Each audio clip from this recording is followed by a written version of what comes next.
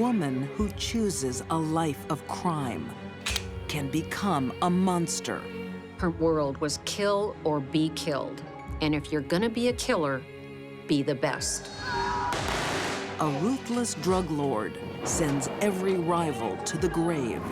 I'm aware of no one that has ever been responsible for as many homicides and as much violence and as much pain and suffering as Griselda Blanco.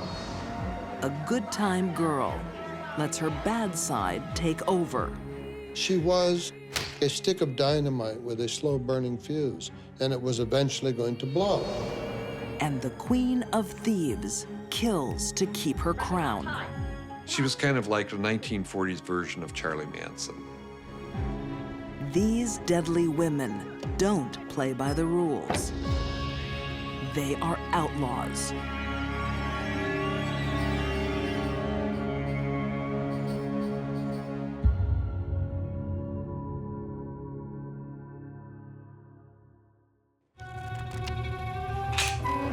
Doing business with an outlaw can have hidden costs. If you owed her money and you couldn't pay her, you didn't want to pay her, she would kill you. If she owed you money for drugs and she didn't feel like paying you, she'd have you killed. Anyone that got in her way, anyone that insulted her. She just didn't care. I'm thinking if someone accidentally bumped into her on the street, they could be dead too.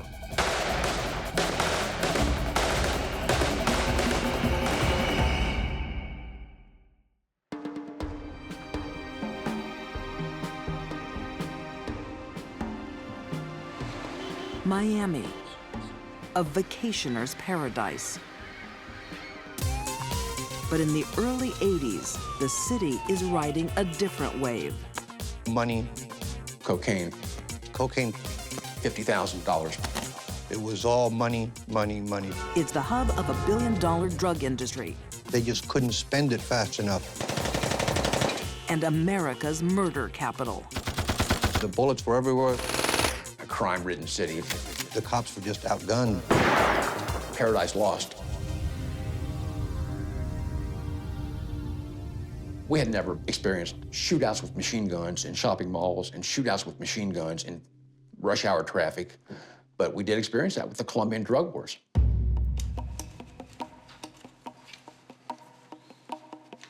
Al Singleton lived through those wars as a cop in Miami's homicide division.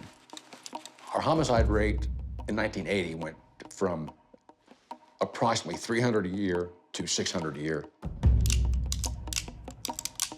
So life changed dramatically in the early 80s in Miami. Across the city, ruthless men battle for control of Miami's cocaine trade. But the meanest, richest, most powerful drug lord of them all is a woman. Griselda Blanco, the godmother of cocaine.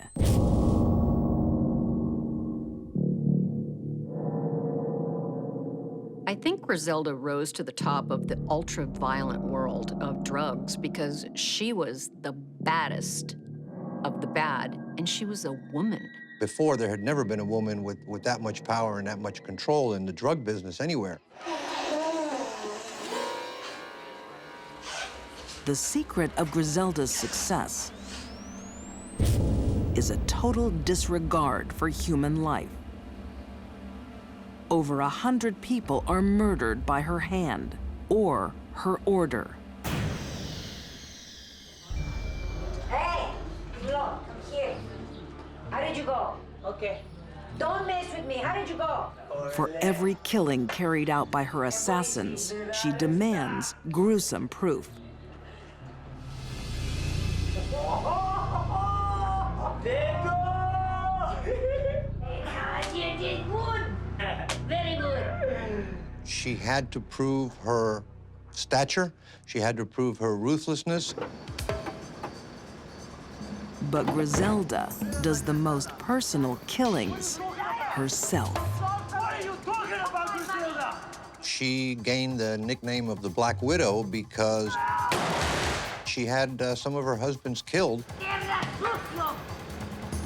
When either they disagreed with her or wouldn't do things she wanted, it was not a wise decision to be married to Griselda Blanco. Griselda Blanco's violent rise to the top of the drug world begins at the very bottom. She started in Colombia. She came from a very poor family, had a very rough childhood, was prostituted over there. ¿Entendiste, señorita? ¿Le haces caso?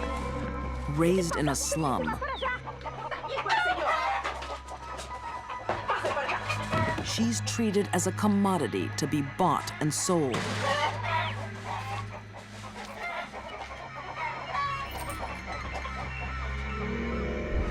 No, no quiero. Váyase, por favor. Váyase, por favor. No, no, no, no, no. Age 16, she uses forged documents to escape to the United States. She decided to stop being the victim and become the victimizer, and that worked out well for her. It didn't work out for very many people that met her, though. Watching Griselda's rise to infamy was Miami cop Nelson Andrew. Things just fell into place for her, and she became the number one in South Florida and Colombia. Griselda orders murders as readily as other businesses order stationery. But one killing will shock even hardened cops. It begins when Griselda puts out a contract on one of her own hitmen, Chucho Castro. Once they determined where Chucho had been living, they surveilled the house. They saw his car leave the garage of his home one day. They decided to follow it. But the killers don't know that Chucho is not alone. They did not see the fact that in the front seat of the car next to the driver was his son.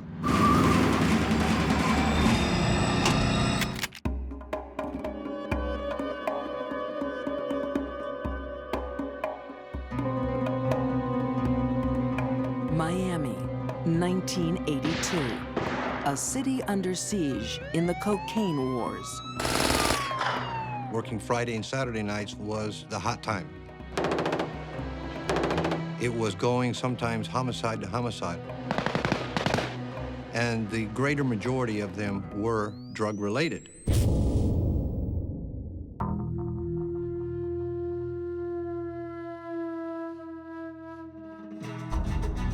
Of all the murders, one leaves a terrible mark. Chucho Castro is taking a drive with his son, Johnny.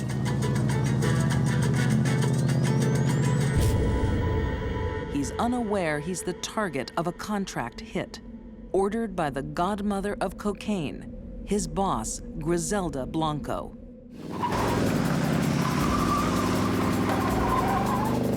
The van pulls alongside of them. They slide the door of the van open, and they start machine gunning the car.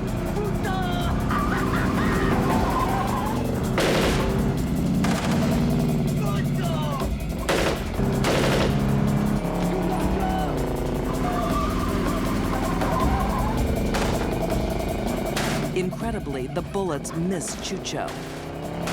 His son, Johnny, is not so lucky. He, of course, was hit, and that's how Johnny Castro was killed.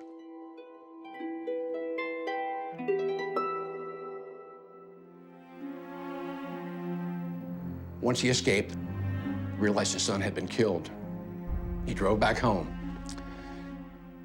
Really didn't know what to do. He couldn't call the police because he was wanted himself. Took the baby back home, put ice in a bathtub, put the baby in the bathtub to preserve him. Spent the night crying with this baby.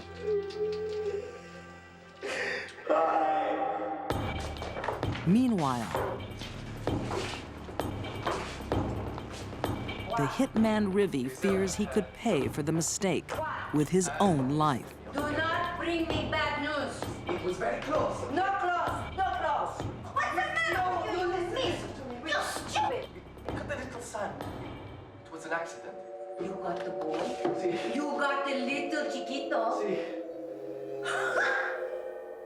This is fantastic. Even a cold assassin like Rivi is shocked by Griselda's reaction. Griselda had no feelings whatsoever for the fact that the life of an innocent 2-year-old child was taken because of her order. You shot the little boy.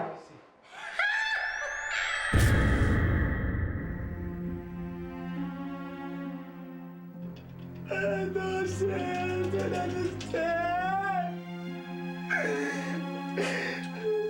It's just a heartbreaking story. And when you think about what a shame it was that this baby had been killed, and the glee that Griselda took in the fact that they were successful in killing this baby, you know, words can't describe how evil this is.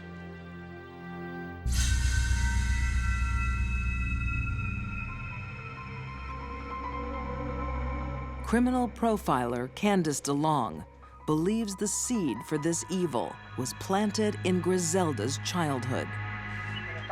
Griselda grew up in poverty, her mother turning her out as a prostitute, her mother's boyfriends raping her. I don't think there was anything bad that didn't happen to this woman. Cruelly abused as a child, Griselda grows up to become the cruelest abuser of them all. Griselda's upbringing was extremely violent, neglectful, and depraved. That ended up being the very world she became queen of. But in the mid-1980s, Griselda's empire comes crashing down. That's your job! Her hitman Rivi is arrested and decides to testify against her.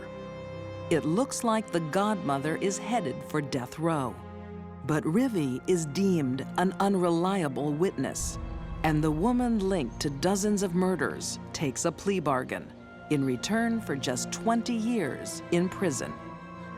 There is no one that deserves to be on death row more than Griselda Blanco. The fact that our case fell apart because of witness problems, to this day, enrages me.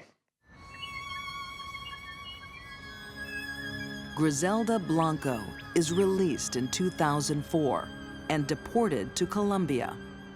Today, her exact whereabouts are unknown. The fact that she has not been killed in retribution by some of her enemies, I will never understand. But that's apparently the situation, and that's just the way it is. And apparently she's living large in Colombia as we speak.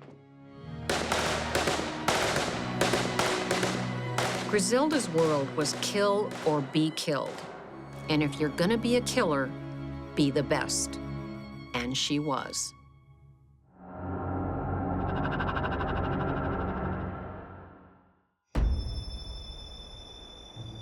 Darkness, an outlaw's favorite accomplice.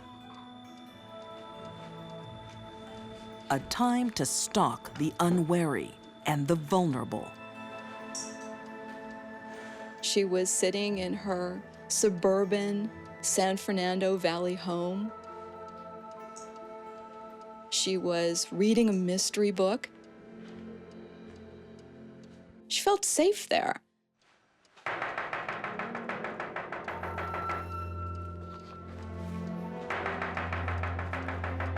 Tonight, lonely widow Mabel Monahan will become a character in a real-life murder mystery. And into her house comes this just whirlwind and this violence.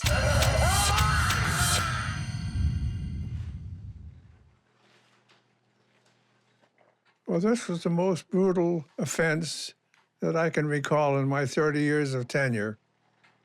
In 1953, Detective Harry Strickland was called to this house in Burbank, California. What he found has haunted him ever since. An aged lady laying on the floor, beaten about the head, her hands tied behind her back, and blood everywhere. Hard to believe that anybody could do that to an old lady.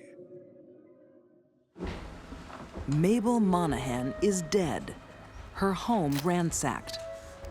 But there are no clues to suggest why or by whom. The search of the home didn't reveal any prints of sufficient value. To find Mabel's killers, cops will need to leave the quiet streets of Burbank behind and enter LA's criminal underbelly. A world that good-time girl Barbara Graham calls home. Barbara Graham was a very attractive woman. She was very pretty on the outside. Hello, boy. But she was utterly amoral. And she used to go out to where the sailors were, by one of the Navy yards. Like many girls in the dockside bars, Barbara turns tricks for cash. The sailors called them seagulls because they flocked around the camp just like seagulls do, at the beach. A prostitute with a heroin habit, Barbara lives on society's fringe.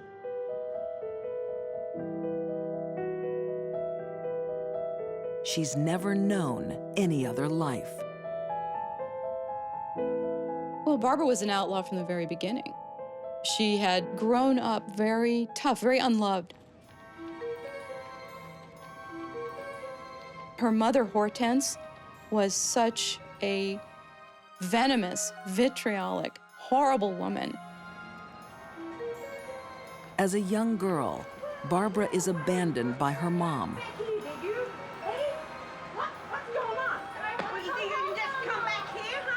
When she tries to return, she is repeatedly rejected. Hortense told Barbara when she was a little girl, you're going to be bad.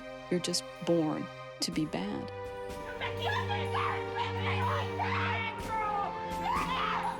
Don't you talk to me like that! I'm your daughter!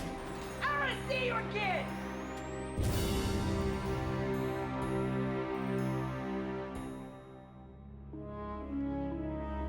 LA crime writer John Gilmore believes Barbara's abandonment sealed her fate as an outlaw. I mean, she was deserted from when she was a child. Literally, figuratively deserted. Barbara grows up to be just what her mom said she would be. A bad girl who's about to get even worse.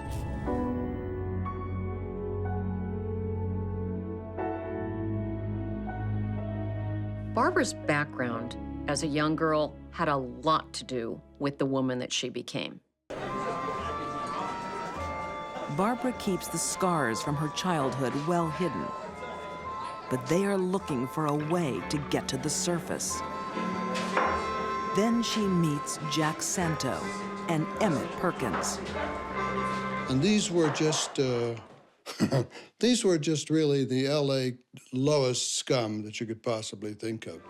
Career criminal Perkins' latest scheme is a robbery based on a rumor. The rumor had been around for years, actually. There'd been a number of groups saying, so what's new? And, oh yeah, that old lady in Burbank, she's got a safe full of maybe 200 grand or something like that. But to reach the cash, they have to get inside the house. That's where Barbara comes in. And they knew that this old lady, or they had heard, she would not open a door at night to any strangers, especially men. She might open the door to a woman, so they're backing and counting on that. To these small-time crooks, Barbara seems the perfect partner in crime. But she's unstable. Behind her seductive eyes is an emotion that's been bottled up for a lifetime, a hatred she is powerless to control. She was like a stick of dynamite with a slow-burning fuse, and it was eventually going to blow.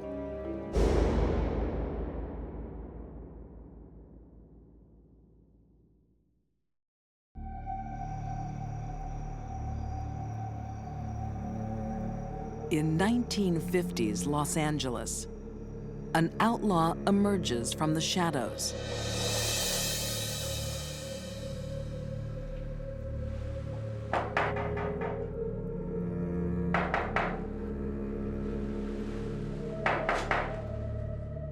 Lonely widow Mabel Monahan has an unexpected visitor. She wasn't a kind of person who was inclined to open the door for a stranger. Hello? Hello, can I use your phone, please? But Barbara Graham was a very attractive woman. And she sure cleaned up really well. And that's how she presented herself to Mrs. Monahan. But Barbara's sweet face masks a sinister intent. Can I use your phone, please? My car is broken down outside. I just need to make a phone call really quickly. Lurking out of sight are three thieves, Barbara's partners in crime. Mrs. Monahan was still not immediately convinced, but she finally relented and let Barbara in. I'm sorry, I don't like the dark very much. Okay, cute. And that was it. Oh, here.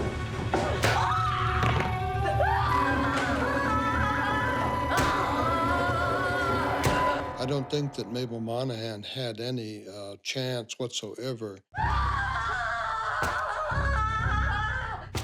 Barbara pistol whipped her. That could not possibly have been necessary. That was venting rage and fury on that poor woman. You are a terrible mother! I hate you! The rage is born of a hatred for her abusive mother, Hortense. For years, Barbara hides her anger behind a carefree facade until she finally lets it explode on Mabel Monahan. I personally feel that Barbara was attacking every female of authority that she's ever dealt with her entire life. Social historian Joan Renner believes murder was not part of the plan that night. I don't think that's what was intended. They thought there was a safe there, they wanted the money. The idea was to get in, get the safe, and get out. But Barbara's gone rogue. Her gang find her midway through murder. What happened? What's it say? She was not supposed to have done that. That wasn't part of the plan. What the hell's going on? Shocked, Perkins and Santo begin a panicked search for the safe. They ransacked the entire house, pulling everything out of everywhere. Listen, find this. Find it. Look everywhere. Meanwhile, the old lady was on the floor bleeding and her head cracked open. She wasn't dead yet, so Barbara ran into the other room and got a pillowcase. No! She stuffed the pillowcase over the lady's head, and then they ripped up a sheet, and Santo had part of the sheet around the woman's neck and was strangling her.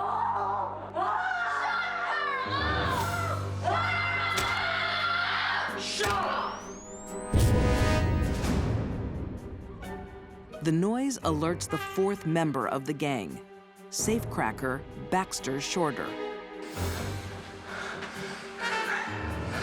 What the hell? Baxter saw Mabel Monahan on the floor, bleeding profusely from her head. He could see her bleeding through the pillowcase. And he said, this is bad. This is not good at all. This wasn't supposed to go like this. I don't want any part of this. We have to get help. The rest of them were not interested. They just wanted to get out of there. There's no safe. We're out of here. We're out of here. We're going. Well, hey, you cannot leave her like this. Hey, you cannot leave her like this. Before he leaves, Shorter grabs a utility bill containing Mabel's address so he can call her an ambulance. He went to a phone booth, he called it in, but the dispatcher got the address, but Baxter Shorter was so upset that he didn't say that the house was in Burbank. And they couldn't find an address like that in LA. And so no one went out, and her body wasn't found until a couple of days later. With no fingerprints at the scene, police have no leads. Then an informant comes through with a name. Baxter Shorter. Well, Baxter Shorter had decided that he would come clean if he got a good deal, if he, to let him go. Baxter gives up the names of the gang to save his own skin. It will have the opposite effect. Baxter Shorter is last seen being forced into a car, driven by Barbara Graham. He was taken out somewhere in the desert, never to be seen again. They never found him. Not a trace, nothing. He was declared legally dead 7 years later. This second murder doesn't cover the gang's tracks for long. Within days, they are arrested at their LA hideout. In court, Barbara's pleas for mercy fall on deaf ears. She even said at her trial, she told the prosecution, "Haven't you ever been desperate? Don't you understand what that is?" And nobody there could relate to that because nobody had had her life. So they're all found guilty of murder in the first degree, all sentenced to death. That was the conclusion to the trial. There's only one man alive who can truly judge if that sentence was justified. Former detective Harry Strickland. Having seen the brutal murder committed by Barbara Graham, her sentence to death for doing this horrific crime was well-deserved. She lived as an outlaw, and now Barbara Graham would die as one. Her last words: "Good people are always so sure they're right." Barbara's last comment shows her contempt for that part of society and how apart from it she was.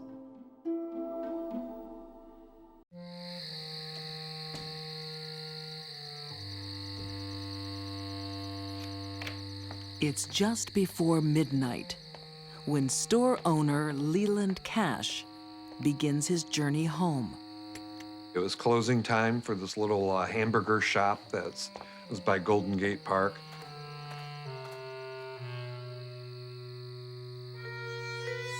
But the streets of San Francisco can be dangerous. Stop. What's in there? Give it to me. Give me the parcel. Give it to me. The gunman is Albert Ives, the driver of the getaway car, Bobby Sherrard. They believed in robbing gas stations, barbecue carts, small restaurants, rolling drunks. They're totally petty crime. Tonight's target reacts in an unexpected way. Give it to me. Give me the parcel. Give me the wallet. The proprietor, he reached into his pocket. Albert thought he was going for a gun. And shot him in the stomach and left him to die in their parking lot outside of the hamburger shop. Leland's dying hand doesn't hold a weapon. It's a hearing aid. He had reached into his pocket because he was deaf, and he was turning up the volume on his hearing aid. They just panicked and ran. Come on, Bobby, let's go. Let's go right now.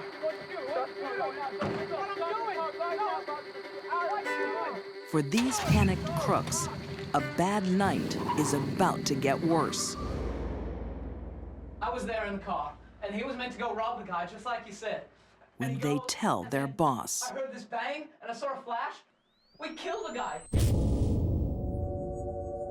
Her name is Juanita Spinelli, and they've broken her golden rule. She was a stone-cold psychopath who had no use for anybody other than what she could get out of them. She was cold-hearted. She was the Duchess.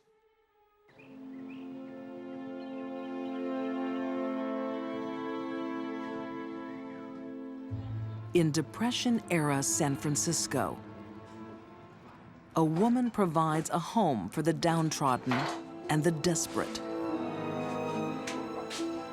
They were all juvenile delinquents. They were all pretty young guys, came from broken homes. Head of the household is Juanita Spinelli, the woman they call the Duchess. You want some liquor, boy? Go, you give him some liquor. Oh, what about me? You wait your turn, boy. Sit down. Juanita was a mother figure to these men, even to a point of cooking the meals like Mom would cook at the stove for the family, cleaning, very much as if she was their mother. All right, you are going to steal this. Juanita dispenses more than motherly care. I'm walking down the street, a little lady, you're going to take it without me feeling a thing. Funny, you fool! I felt every moment of that. Miss Spinelli ran a crime school. You show them how to stop. So that she basically produced professional criminals. I'm a walking down the street, I'm a lady. These were crimes to make money. She smiles at me, she takes the watch. Do you see how that's done? The Duchess's rule mixes authority with feigned affection. Gypsy, my sweetie, you did that just right. Gypsy. Juanita was probably pretty charming. Most sociopaths are. They're good with words, they're good manipulators of people, they play up to people, they make them feel important, and that's how they develop bonds, and people follow them. The gang's secret weapon is Juanita's daughter, Gypsy. Her seductive wiles are a potent honey trap. She would come up to a drunk man, put the moves on him. What's her name? The gang would jump him and they'd take his pants. And that was the thing that they did a lot back then because it was embarrassing. The cop would just laugh at him, you know, just go on home in your boxer shorts. You whore!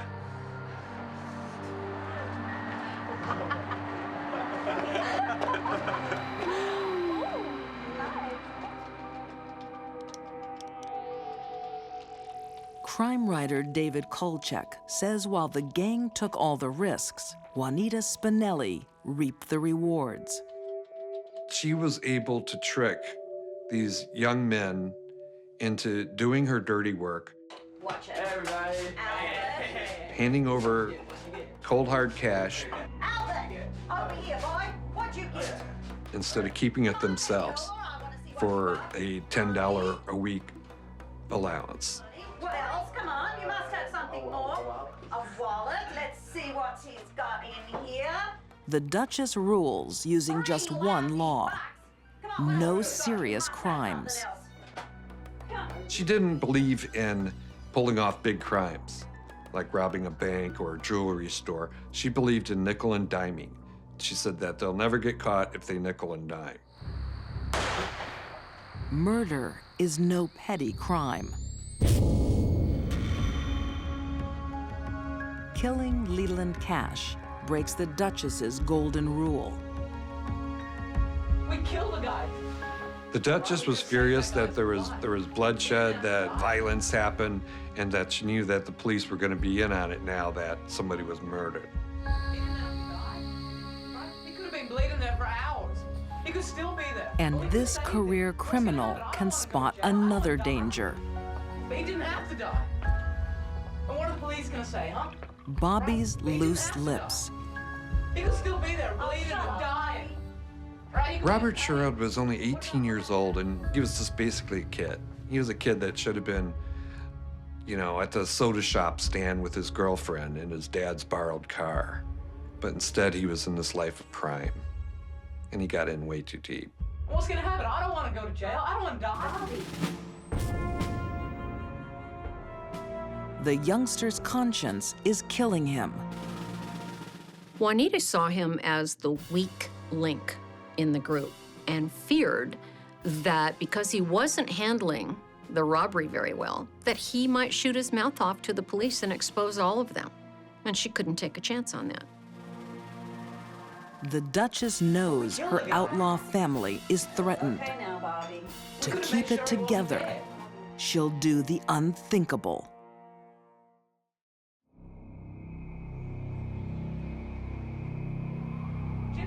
In 1940s California, crime school boss Juanita Spinelli is losing patience with one of her students. Bobby Sherrod is running off at the mouth about a murder, making him a liability. The Duchess was afraid that Robert was going to go to the cops. Pour Bobby another drink. I don't want to go to jail. I don't want to die. Bobby. She was also afraid that if he got caught by the cops for some other crime, that he would spill his guts about that crime.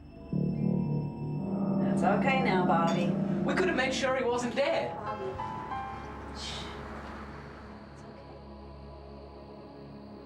So she decided that he had to die. The Duchess flips from mother figure to murderer, mixing whiskey with a powerful chemical, chloral hydrate. It's a drug familiar to forensic pathologist Janice Amatuzio. Chloral hydrate is a prescription medication, and it's usually used to cause people to go to sleep. Sometimes individuals will place chloral hydrate in alcohol, and this is called a Mickey Finn, also known as knockout drops. The Mickey Finn was invented in San Francisco in bars. They would give them to sailors that just came off ships, and then they would Shanghai them. In high doses, chloral hydrate can also kill. What do you mean, no? He only shot him in the gun. Relax, Gypsy. The trust Bobby has for his boss is about to be supremely betrayed. Have another drink.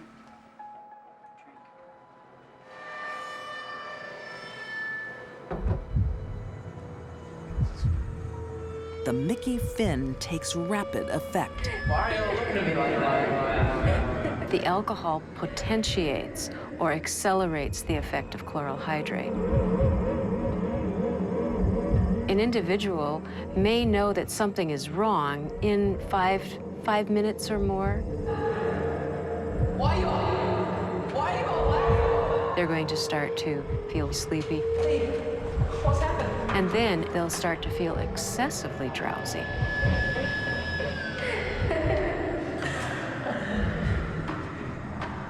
What have you done to me? They will usually rapidly lose consciousness,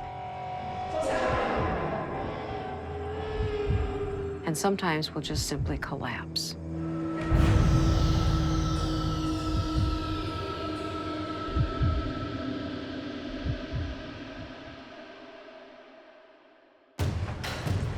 So immediately, the gang beat him up while he was unconscious. They just totally jumped him and just wailed on him.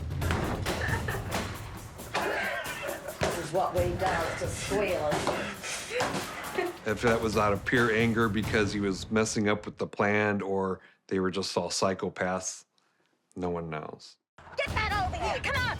First, drop him! Get him in! Come on, hurry up! Good! Witness!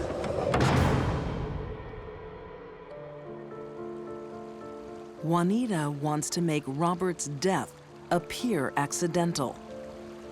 They took him to a river, took off his normal daytime clothes, placed him in swimming trunks, and then took him up on a bridge and threw him off the bridge into the icy waters below. When his body was discovered, they had hoped that the discoverers would think that he had died swimming. But Bobby's corpse will tell a different story. He was dead before he hit the water. He got caught up on some pilings, and he was found the very next day. They did an autopsy on him, and they saw that he had no water in his lungs, so they knew that he didn't drown, and he was possibly a murder victim. Wanted for 2 murders, the killers go on the run. But Juanita has broken her own golden rule, and with it, breaks the outlaw bond her gang once shared. If I were a member of the gang, I'd be wondering who's next. Albert Ives has a hunch it's him. Albert wasn't as dumb as everyone thought. He knew that his time was going to be up, and he knew just how violent they could be. So they stopped for gasoline and, have a little pit stop there, and he was walking back to the car, and he heard them talking about a 700-foot cliff. So he turned around, ran through this restaurant, ran right through the kitchen, and out into the woods. An hour later, near Truckee, Nevada, Juanita Spinelli and the remains of her gang reach a police roadblock. It's a mountain road, so there's no way they can get off. Now, everyone just keep quiet. Let me do the talking. So they pulled them over, and the Duchess tried to bat her eyes and act like she was just a grandmother. Juanita's charms won't work this time. The Duchess has been betrayed by one of her own. Albert told them everything. They searched the car, found guns, they found stolen merchandise in the trunk, and they handcuffed her right there. Once this queen of crime inspired devotion from her subjects. Now they join forces to bring her down. When the gang members go into the witness stand, they end up pointing at Juanita Spinelli, saying she was the one that came up with the idea. She is the one that came up with this murder. She is the motive force behind this murder. She is guilty. And the Duchess was the first woman to be put to death in San Quentin's gas chamber. The cruel reign of the Duchess comes to an end with a bitter taste of her own medicine. The Duchess ruled her family with an iron hand, but the fatal flaw was believing that she could make no mistakes. When mom hurts a child, all the other children have nothing to think other than, well, if she did that to him, what might she do to me? Which is exactly what happened and what led to her demise. Bye-bye, Bobby. These deadly women scarred society with their lives of crime. Griselda Blanco made Miami's streets a war zone. Barbara Graham betrayed a lonely widow's trust. And Juanita Spinelli turned needy kids into killers. They reaped crime's rewards, but paid society's ultimate price, cast out or killed as outlaws.